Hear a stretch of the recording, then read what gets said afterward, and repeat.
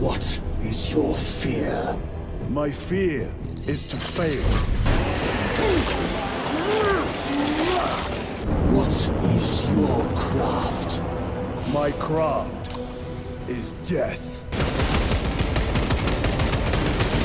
What is your favorite color? If you look around YouTube right now, everyone has a review of Space Marine 2, and it seems like everyone in the world is a Warhammer 40k fan, except me. It's not that I dislike it, but my only knowledge of the franchise is from a few months I played of Dawn of War back in 2005, which was awesome, and the sponsored video I did last year on Boltgun, which was also awesome. So while I may not be able to give you a review of this game as a Warhammer nerd, I can be the one to speak to those of you who are also not big Warhammer fans, those who just want to know if this game is worth your time. Like Boltgun last year, this video is sponsored by Focus Entertainment, publisher of Space Marine 2, so thank you to Focus for throwing this opportunity my way. We've had a relationship for a few years now, so I'm assuming they know what they're getting when they ask me to cover a title, and will be accepting of the criticisms I end up levying towards Space Marine 2. But is this a game I recommend to my audience, even if they aren't into 40k? Yes, absolutely. There is a lot to appreciate. Single-player campaign is a decent size, and the multiplayer is fun and ready for expansion.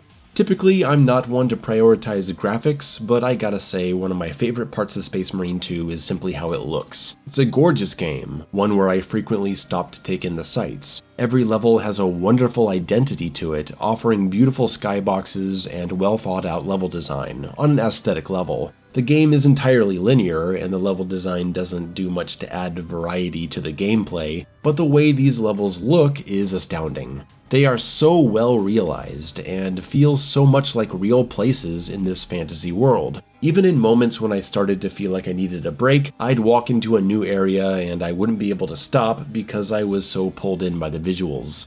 I also became interested in the drama going on between the Marines. They are a bit one note. Who am I kidding? They're entirely one note. They all talk exactly the same. Brother, are you recovered? I am. The apothecary should run a diagnostic. I do not have the need nor the time for such a process. Magos Gallio also expressed his concern. Consider his counsel, if not ours. If there is any risk of recurrence, it puts the whole squad in jeopardy. It can wait. I must speak with Captain Akaran. As you command. I guess that's just how this universe is? I don't know Warhammer. But even though the performances didn't do much to differentiate the characters, the actual drama that unfolds between them kept things intriguing as we were dealing with limited forces facing peril and your team doubting your allegiance. But you don't watch Mayo videos for story and graphics, you want to know how this thing plays, right? Well, I wouldn't be here if I didn't think Space Marine 2 was fun. It is fun, but it also could have been more than what we got. I'll start with what I like. The guns feel amazing. From the first shot I was saying, ooh, that's nice. You can hold a pistol and a primary weapon in addition to your melee, and I was very pleased to see a passive reload mechanic. It isn't that fast, but if you have a gun put away for a while, it'll have a new clip in it when you pull it out again after some slashing. The violence and blood are over the top and entertaining, and there's a great mix of long range, mid range, and close range. You'll never be able to fully rely on one thing, with appropriate difficulty settings pushing you to adapt. Far-off snipers require you to aim down sights to pick them off, approaching swarms are better fended off with hip fire, and of course you're swinging your chainsaw sword when you're surrounded, or doing big damage on an elite enemy. Whereas the original Space Marine had you earning back health from executions, here you regain armor. So performing executions is how you keep that buffer up to protect your precious health bar. And when you need to heal, you'll have to use a rare pickup found around the map, or activate your melee power that lets you recharge health as you slash away. It's a pretty solid health system. If you fall, one of your teammates revives you. Bot or human, you're always on a team. If you fall too many times, you're sent back to the last checkpoint in the campaign. I believe multiplayer would be a mission restart. What truly makes Space Marine 2 a more dynamic experience than the first one is the parry system. Don't freak out, they didn't turn it into Sekiro or Wu-Tang or whatever people go crazy for these days. The parry system is almost entirely, if not entirely, optional, as you can always just dash away. Heavy enemy attacks are telegraphed long before they happen with a blue flash, and the parry timing is very forgiving. You can also interrupt the animation frames of your normal attacks to cancel into your parry stance. Executions are also performable as cancels during your attack animations. This is all great, it feels smooth, because the game is simply too chaotic to make this a hardcore sweaty mechanic. This is a game about blowing away dozens and hundreds of aliens on the battlefield. We don't need to be fighting the Valkyrie Queen here. Perfectly timed parries will break the stamina of the attacking enemy, giving a free follow-up. And if you're using your heavy melee attack, you'll set them up for a free gunshot to the head. This turned out to be one of my favorite features. I never got tired of seeing that target. I think it also activates from parries sometimes too. I haven't quite figured it out, but I always love when it happens. And when you combine machine gun slaughter with hack and slash gore and a well-timed parry followed up by a headshot and an execution, you start to see the magic this game has.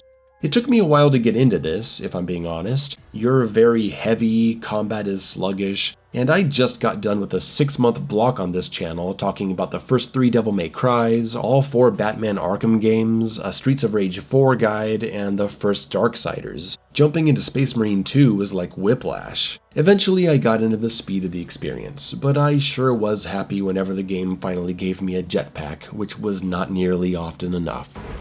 Moving!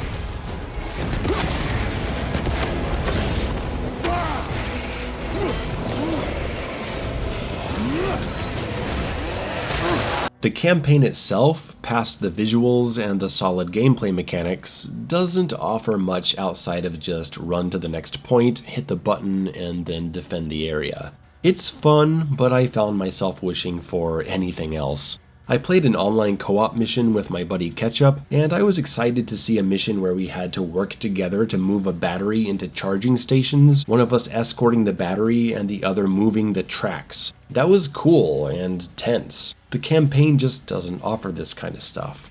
That really is a Mayo Marine, holy shit. We got Mayo and Ketchup right here, side by side. Space Marine, fuck it. Let's do it.